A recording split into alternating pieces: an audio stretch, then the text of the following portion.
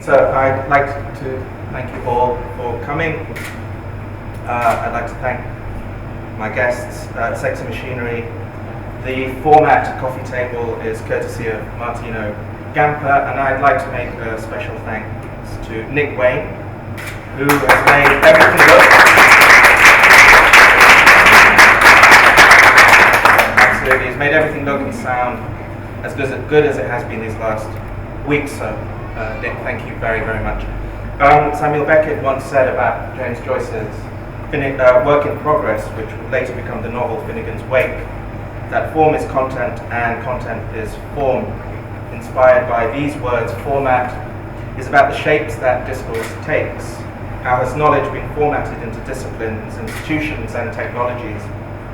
What's the grammar of how we know things in the past and today, and what are the mannerisms, the archetypes and stereotypes of things being said, and if there is a hidden politics to presentation, what exactly are they? So, why is anniversary a format, or what formats do anniversaries come in? Certain neurologists claim that the brain's experience of the present is a duration that lasts somewhere between 2 and 2.5 seconds. Everything before is before, and everything after is far future away. So, since time is vast and the past keeps increasing in size and in depth, we have various instruments that make time tangible. If only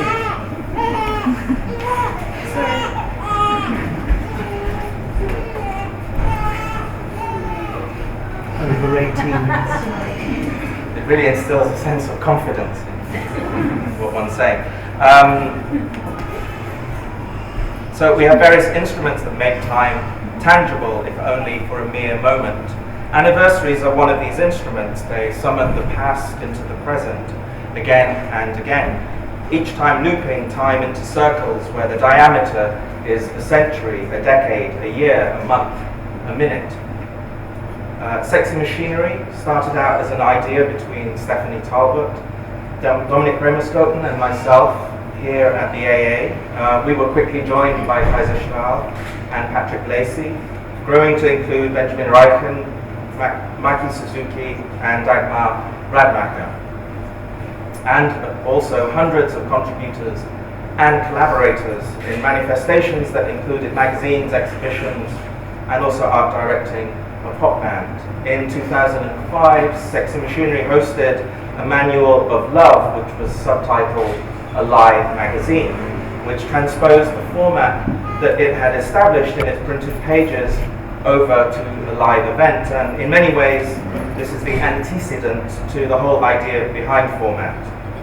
Each issue of Sexy Machinery has addressed a topic. In 2007, it took on its own demise at an event called The End. Now, on the occasion of its 11th anniversary this month, Sexy Machinery has been drawn out of its Howard Hughes-like seclusion to celebrate the art of anniversarizing. So, this evening is Sexy Machinery 15. We hope that in 100 years' time, you'll remember it as well. So, first up, I'm very pleased to welcome our really invaluable guest co-editor for this whole event. Will you please welcome Matthew Nebo?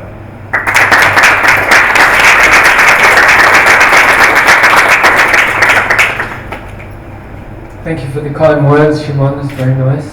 I suppose I should talk about this calendar that I've created, or that we've created as a group. And I'd like to introduce it by starting on July 11th. I'll pass it around.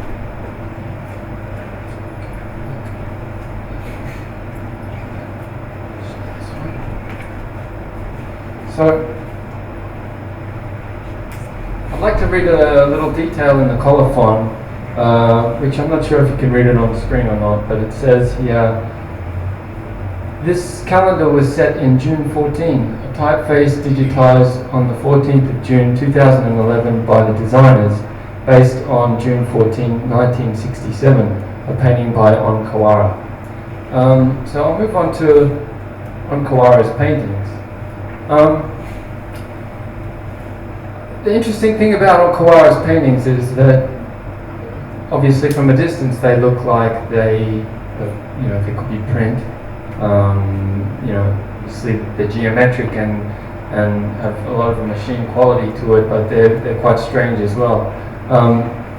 Onkawara appears quite a few times in the calendar, so we thought it would be fitting to use a typeface that could be incorporated with his painting. So we looked at different paintings that he did.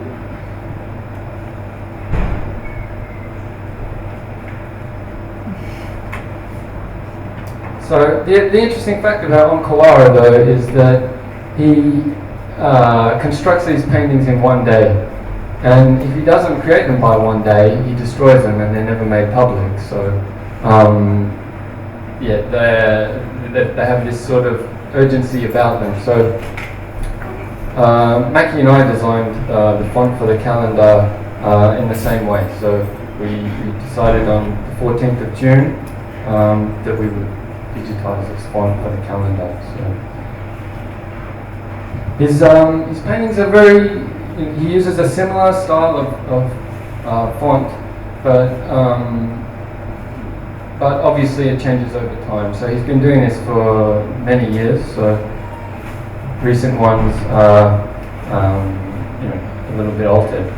But I'd like to move on to the 20th of October, which also happens to be the date that Felix Gonzalez Torres' Perfect Lovers sculpture was first exhibited, which was another element that we used to shape the calendar. So, I'll show you a letter that Felix wrote to his lover, and it says, "Don't be afraid of the clocks.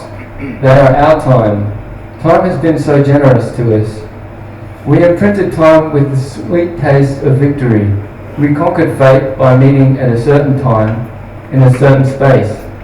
We are a product of the time, therefore we give back credit where in due. We are synchronized now and forever, I love you." And that was a response to his lover Ross, who was recently diagnosed at the time with AIDS. So that's his initial sketch.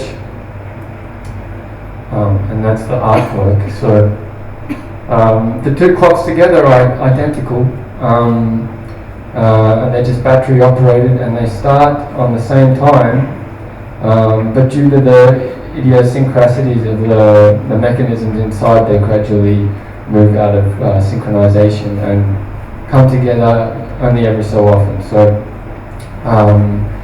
this was a way of showing duality in time for the calendar. I'll just show you quickly.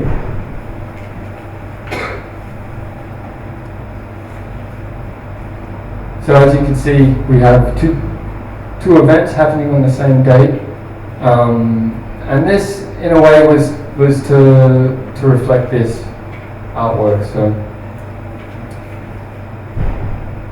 Felix Gonzalez Torres, he died of AIDS as well in the early 90s. But the interesting thing about these clocks is they weren't made as a showpiece to begin with. They were sort of a secondary thing in the show, and gradually it became a series over the course of about 3 years. So I'll move on to another element that shaped the calendar. I'm just going to play this movie for you.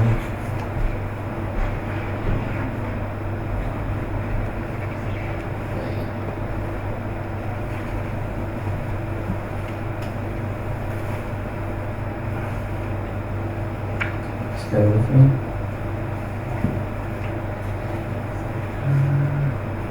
Maybe I'll just show you actually. Hold on a sec. Video. Yeah. Did you work? You clicked. Yeah, I've clicked on it. Click on it.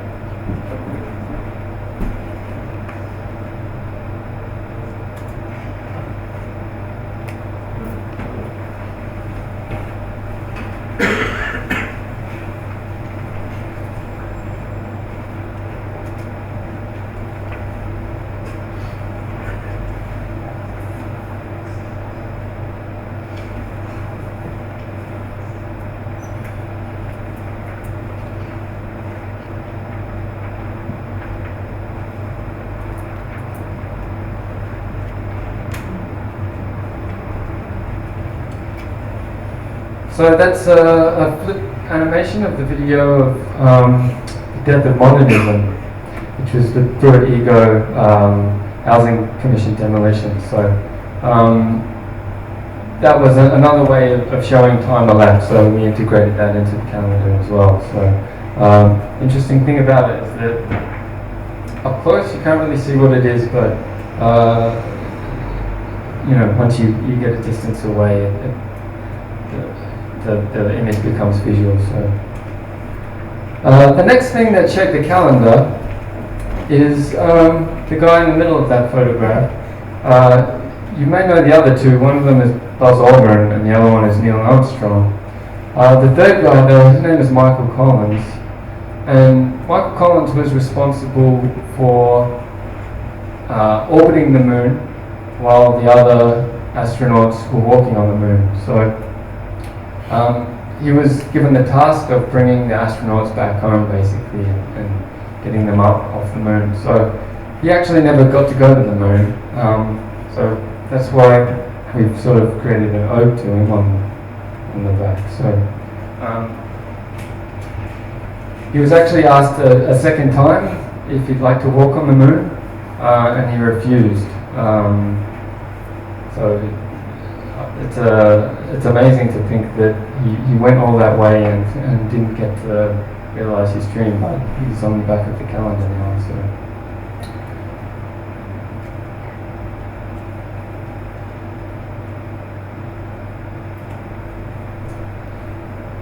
The final element that makes up this calendar is the way it's been created. We used a print-on-demand service to make 15 copies only of it. Theoretically though, with the on-demand service you can print millions, or you can download it. So it has this eternal quality, which you know, it can stay on cyberspace and be forever. Basically, you can add revisions to it whenever you like, and change dates. You know, so it can last for hundreds of years. So that's a good premise for this idea, was to make it an eternal calendar. So the print-on-demand was an interesting aspect to that, because recently Amazon, I think, stated that ebooks actually outsold printed books in certain circumstances. So it's in a way from the death of modernism to the death of print, but I'm sure there'll always be a place for something like this, something that you can hold in your hands. But that's the other element to this book, the fifth element. So I'd just like to move on to the last one. Having said that you can make revisions with Lulu at any stage is important, because I was thinking about, you know, what events would happen today that we might consider as an anniversary next year or in the following years. So I looked at some news today, and I thought maybe this would be suitable for the next revision in the calendar. So there's obviously a duality there that hopefully can be used in the future. I think both of these will probably not be considered a good anniversary, but it's interesting to think about what we consider anniversaries, whether they're personal or more of a global thing. So I just encourage everyone to have a look at these calendars when they have a moment after the show, and just enjoy it. Thank you. Thank you.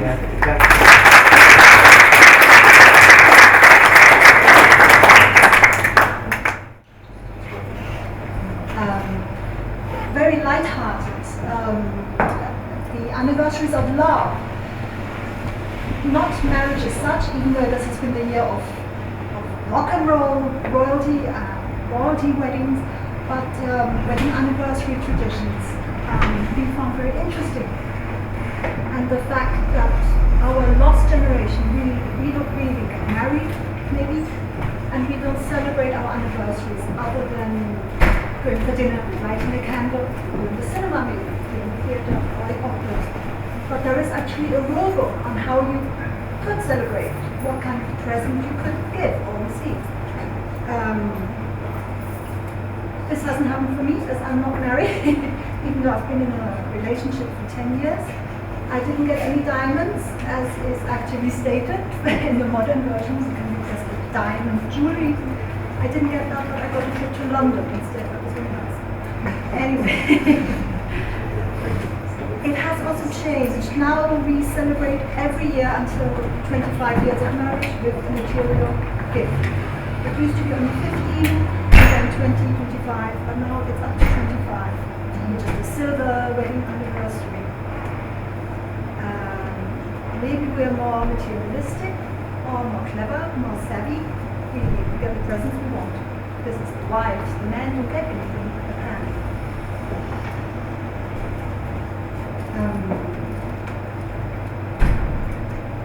We have a very funny modern take on things. For example, in the old rule book, the fourth wedding anniversary was fruit or flowers. Fair enough.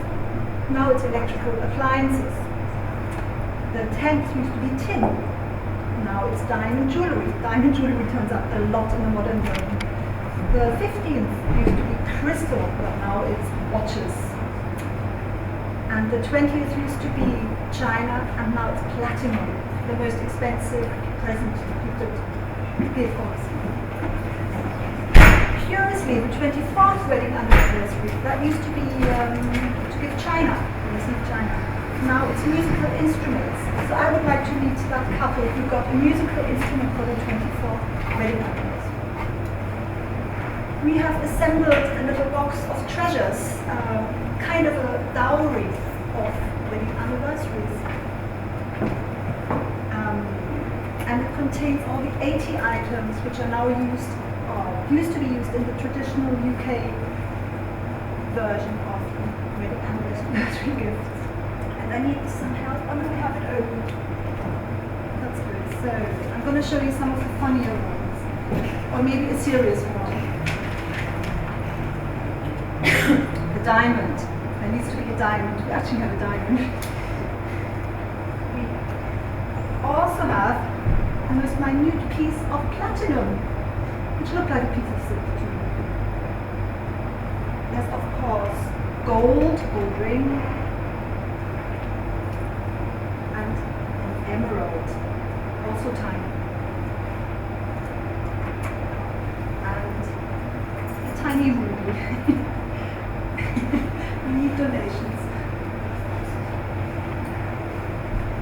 There's the leather wedding anniversary, and cotton, ivory, only in the American version. Silver. And finally, if you manage to be married 90 years, you have a stone, or an engraved stone. I won't know why.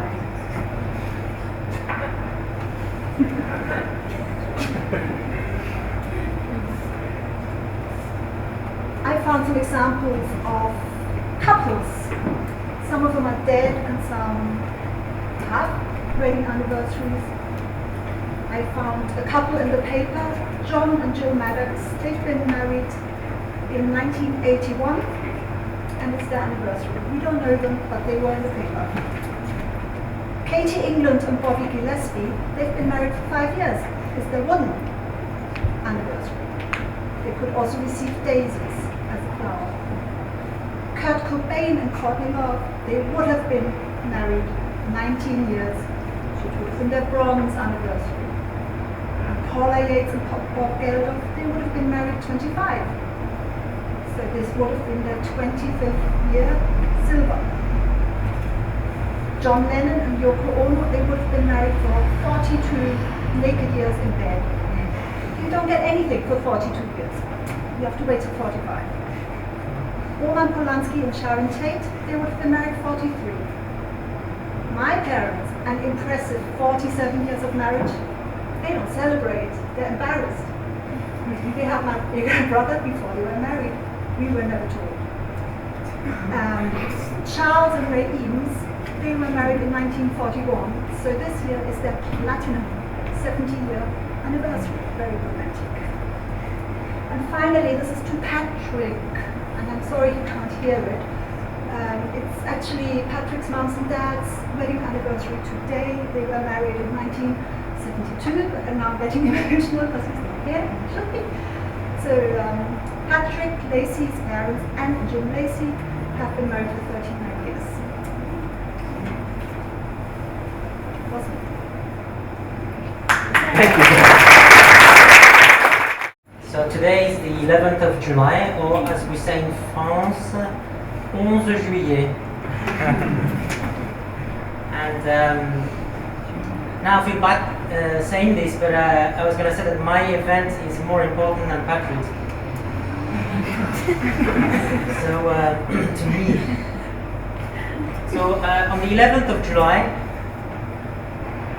the corpse of Voltaire was moved from one place to another.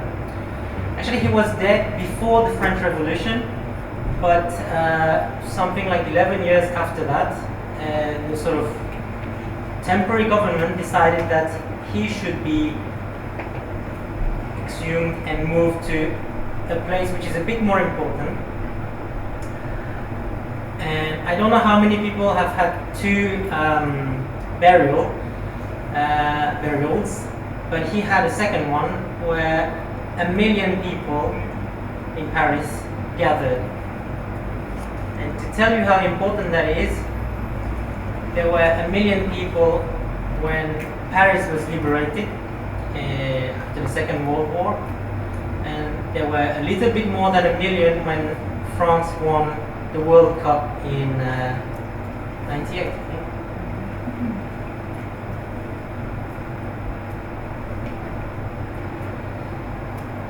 In a way, Voltaire, you can make a statue, it's very easy, it just needs to smirk.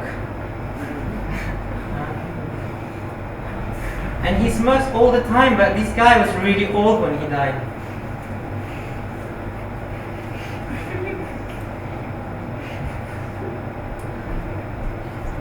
A statue is usually used to commemorate something. It's linked to either an abstract idea like peace, but I find them more interesting when they are someone's life, because you think, yeah, but before, okay, they invented something, but in the end they were assholes, or they were assholes before, and then they do something amazing, and then all of a sudden there's a statue which commemorates the whole life. It's a bit unfair. Anyway, Voltaire, he was quite cool, and this is not really a statue, but it's a wax statue made by not this person, but this is Madame Tussaud. Madame Tussaud,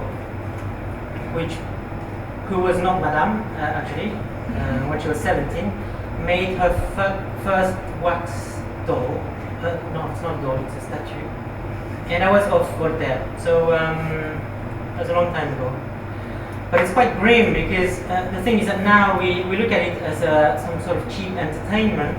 But at the time, she would just scavenge the beheaded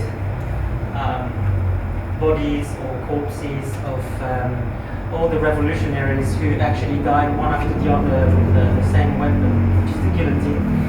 And she would make wax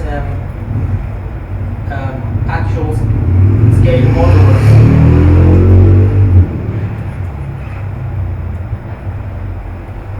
And statues are great because they can really extrapolate. I mean, even if you don't know who these people are, you think, oh, okay, the old lady, she doesn't even have a pedestal, but she's very nice because it's Mother Teresa in Tirana. She's quite down to earth, literally. On the right, in Moscow, it's Yuri Gagarin. He didn't really look like that. mean, he was a superhero somehow.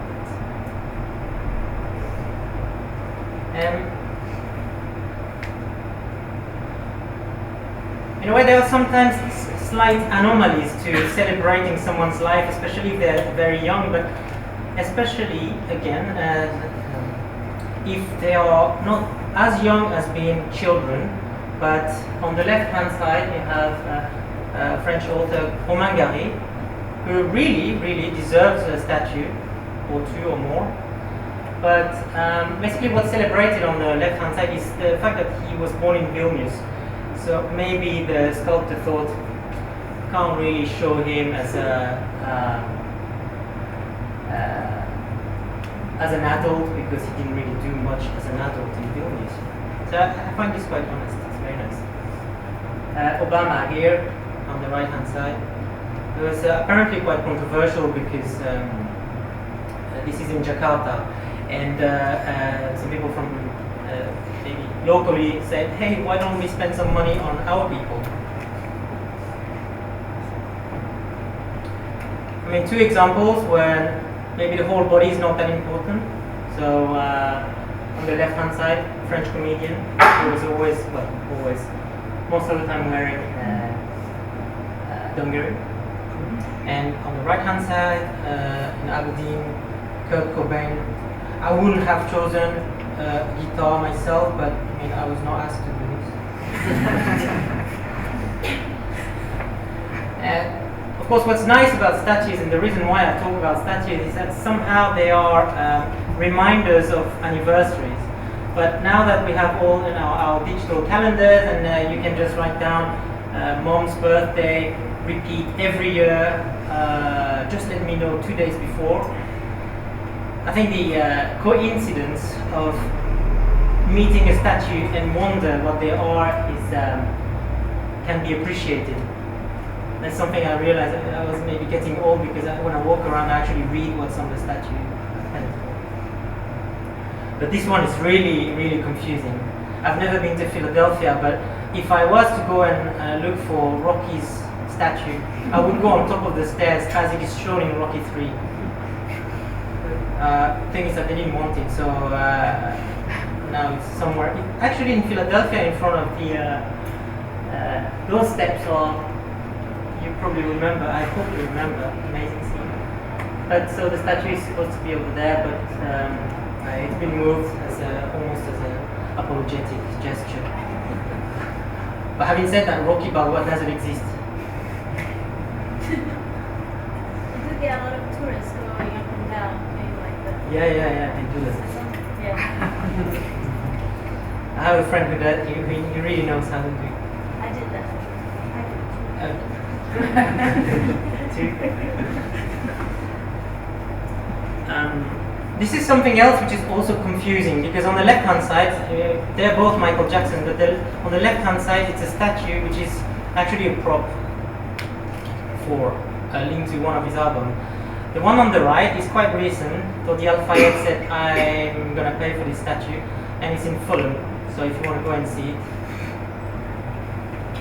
it's probably worth it. This one is in East London. I mean, I'm showing this one because statues are usually seen as something very official, so someone has to really the power structure has to decide whether you are or not worth of the statue. This one, Swedish artist, it's in East London. You can go and see it. No one complained about it, I don't think. Or that's more to the future.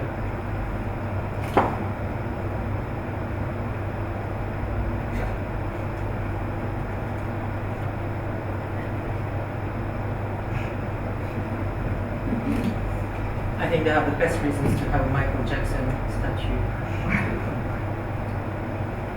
Certainly, and that's personal opinion, more than, I mean, why do we have a Ronald Reagan statue?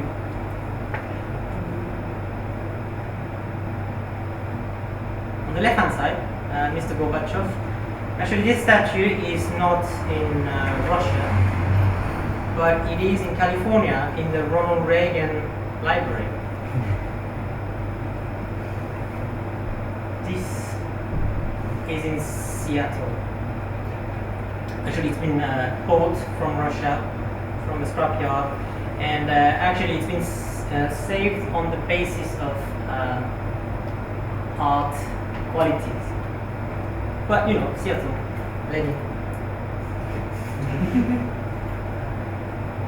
But it seems that I couldn't really find any statues of JFK or American presidents in Russia. But somehow the Americans, they kind of won the Cold War, so you know, for them it's okay. They're a bit cocky. They're like, yeah, we can have Lenin in Seattle. Margaret Thatcher, that's really painful. On the left-hand side, it's she's been decapitated by someone who was not very happy that she had a statue. I mean, the thing is that also usually statues, you know, you have one when you're dead, and I think a lot of people wish that she was dead, but she isn't. And she got a new statue, and she said, "Oh, I would have preferred that it had been in iron, not in bronze." It was a joke. But they put it inside Parliament because obviously, you know, that would be the first thing to be vandalized. Vandalized like this. Well, I guess I don't have to tell you what this is, but on the right-hand side, this is not from. This is actually not real, but it's from the apartment of Edina from Absolutely Fabulous TV series. Having said that, on eBay you can actually, or you could find bits of Saddam Hussein's statues. And this guy, this fella here, is a president from the Second World War, when it was quite, and still today, a big market for statues of Hitler, or bits of it. I really like the tautology of this, and Jacques-Yves Cousteau. It's in Guadeloupe. I mean, not many people can see it, but I think it's very modest of him. Well, having said that, I'm sure that he never asked for it. You know, so that great, he should have been president. This one, I'm sure he never asked for it either. Like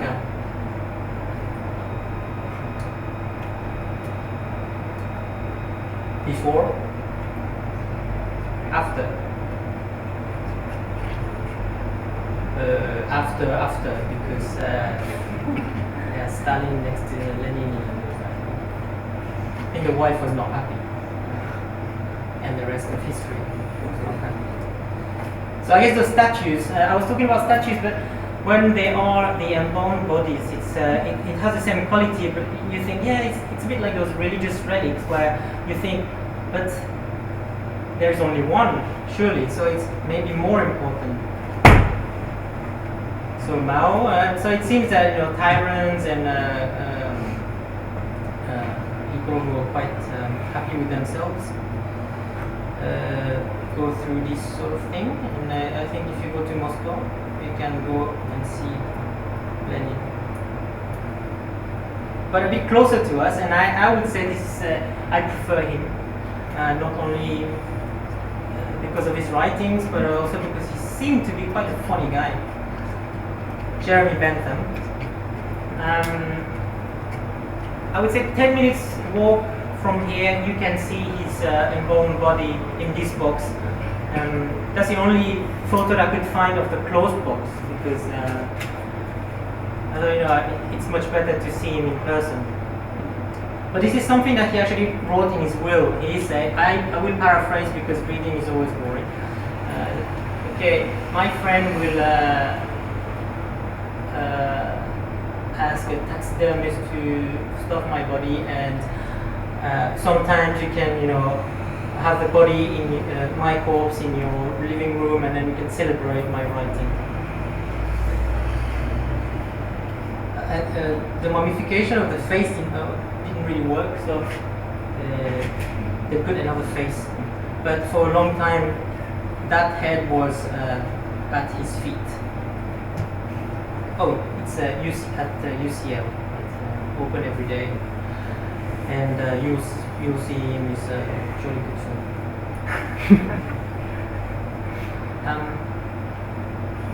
And then I was thinking about the fact that Jeremy Bentham actually called this the auto icon. So auto icon. So it retains the notion of a statue whereby you can celebrate someone's life, but in a way it's quite nice because you only have one, and that's your own body. Which led me to think, what would have happened if the mission on the moon had actually failed? And that came about because there is a speech by Nixon written by his speechwriter and a note sent to the chief of office at the time in 1969, whereby there is already a speech written in case Apollo could not have come back.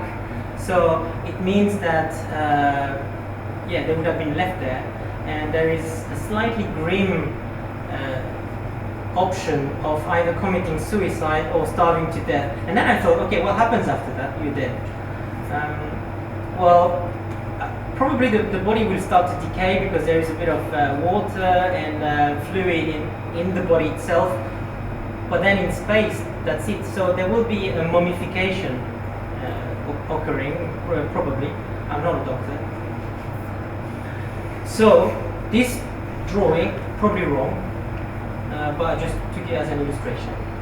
So it meant that the failure of the mission on the moon would have had its own auto icons.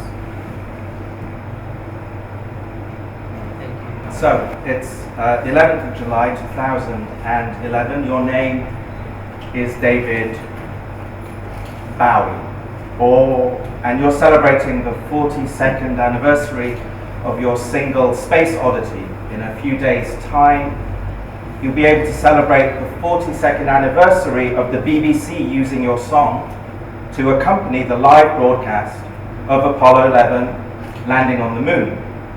In fact, David Bowie, or however you say that name, that replaced your real name, which of course, as we know, is Jones, today should also be the anniversary of the first men on the moon, if only they'd not delayed it. Neil Armstrong, Buzz Aldrin, Michael Collins, your anniversary could have been the same as David Bowie's, instead of the 16th or the 20th of July. Neil, Buzz and Michael, which date do you celebrate? Do you meet up every year around a moon-shaped cake? What does the moon taste like anyway? Okay, it's 16th of July 2009, 40 years ago, man on moon, etc., etc. Or, if you're that way inclined, it's the 40th anniversary of one of the greatest hoaxes ever in history. You're still waiting for the day when the truth comes out. You'll see, that's what you think. You'll see. Comrade Yuri Gagarin, it's 2011. Everyone's celebrating the 50th anniversary since you became the first man in space. You never got to see Neil and Buzz walk on the moon because a year before that you died in a plane crash near the town of Kurzak. It's okay, your ashes are compacted in the walls of Red Square. But Yuri, did you ever take Laika out for a walk before she got incinerated in space? Hey, NASA, it's 2011, 50 years ago, JFK made that rousing speech about having to get to the moon before the decade ended, not because it was easy, but because it was difficult. 2011, that's 25 years since the Space Shuttle Challenger broke apart 73 seconds after takeoff, leading to the death of its entire crew.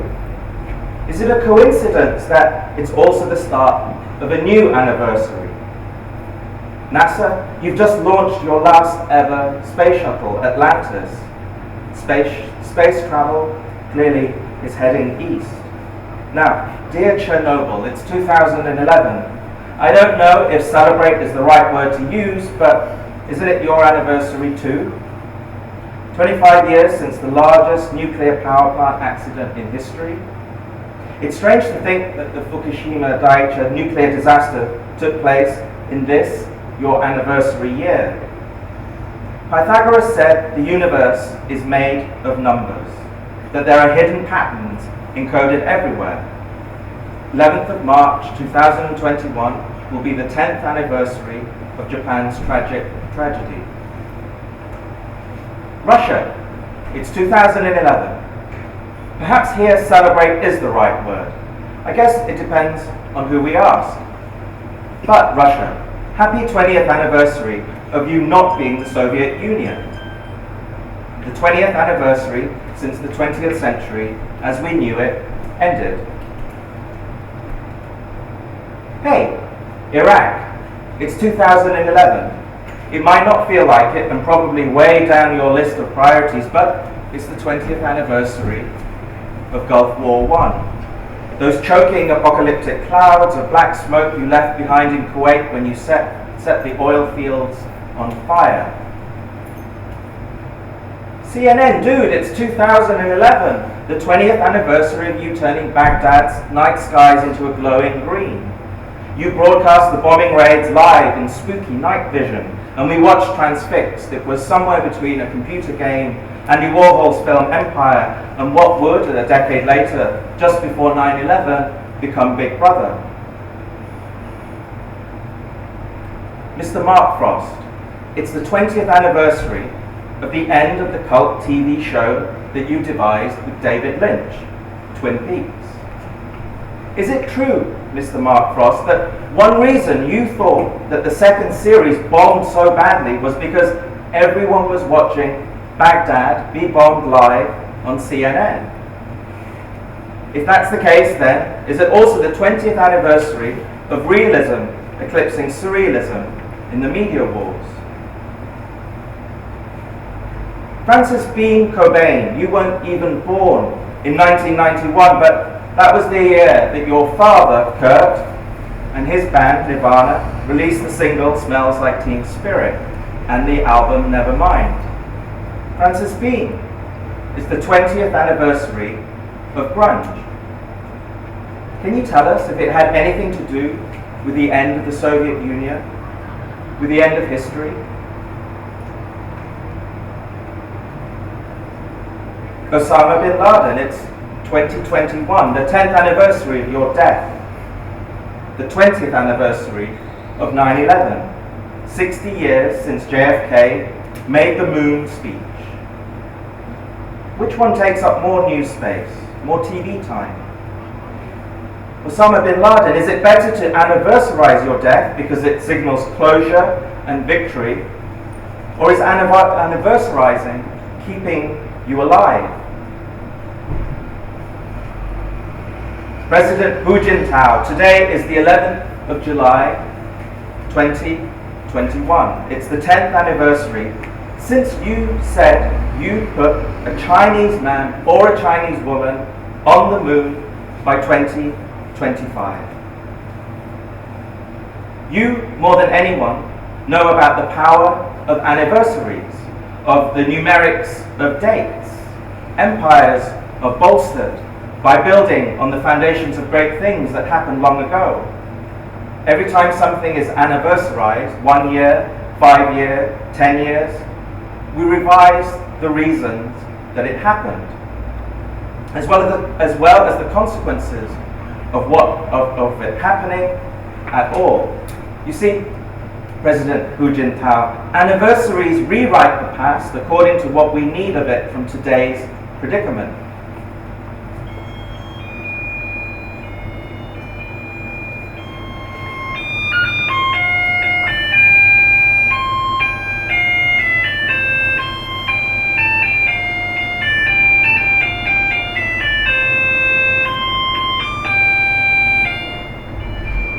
President, you are celebrating the 100th anniversary of the founding of the Chinese Communist Party, even though it should probably be renamed the Chinese State Capitalist Party.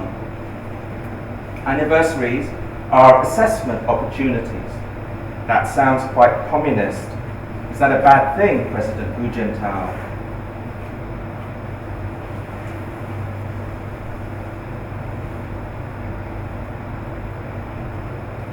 Here is a record by David Bowie called Space Oddity. It's the 52nd anniversary since it came out today. Please play it. When your communist capitalist astro-cosmonauts land on the moon, we'll have mooncake. That I can promise. Thank you very much.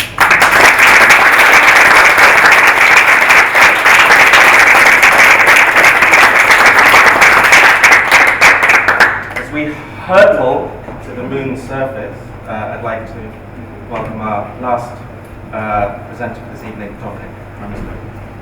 Hi. Who's got the book now? Where's the book? It's there. Can't believe it. I'm so sorry. Is it that bad? Please, your birthday. Tell us what happened.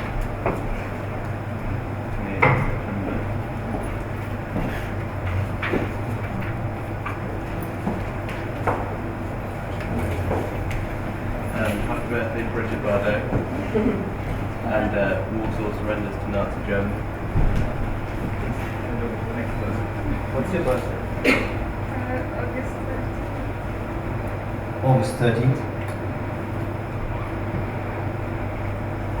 Construction, Adrian Hall begins.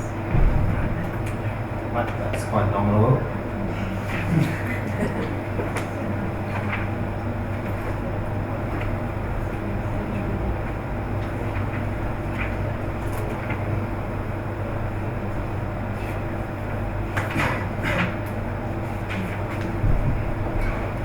March 22nd, Dutch work will extend to 54 hours. Blood tests are authorized as evidence in court.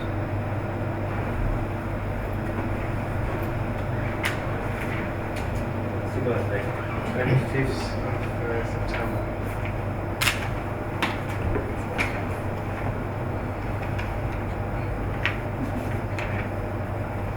Okay, so China launches Chang'e 7 and happy birthday Francesco Borromini.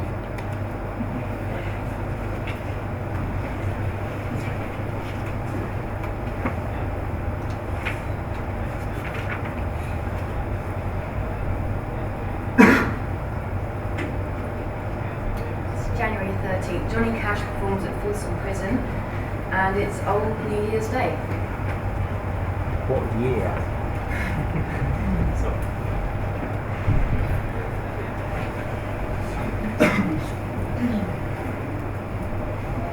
So it's the 2nd of April, 2001, A Space Odyssey premieres.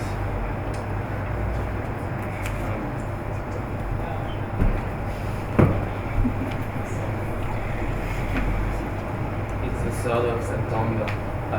Qatar becomes an independent state.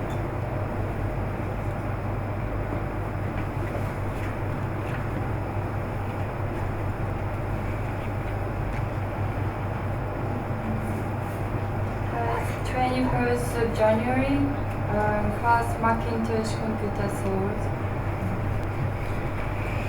July 11th.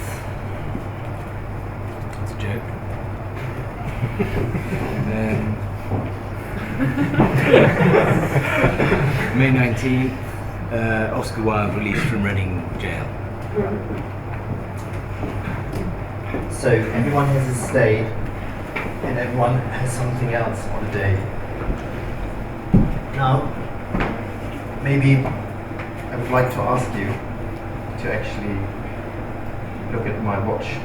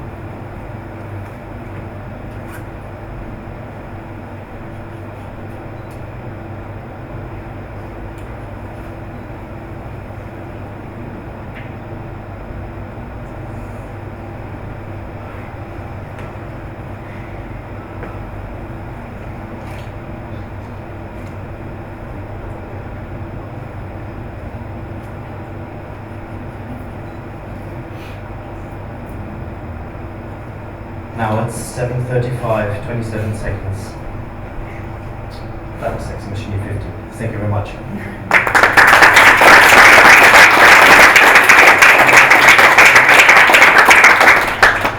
We have one remaining ritual, which Dagmar is going to enact for us. One of you probably had no idea, but you're about to find out whether or not you're going to get married. So, Dagmar, would you please... And it's with the back, right? Those of you who know.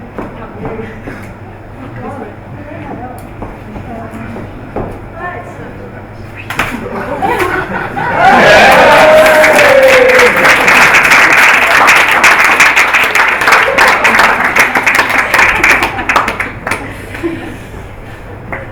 You were cheating! You were winning it!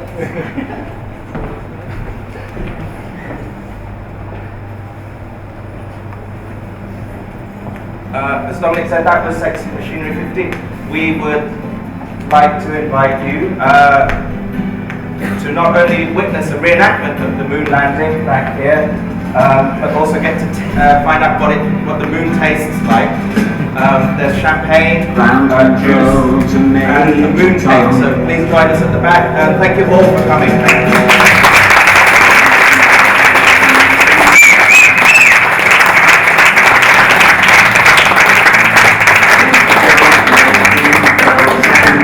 Helmet on, rock control to Major Tom. Commencing countdown, engines on.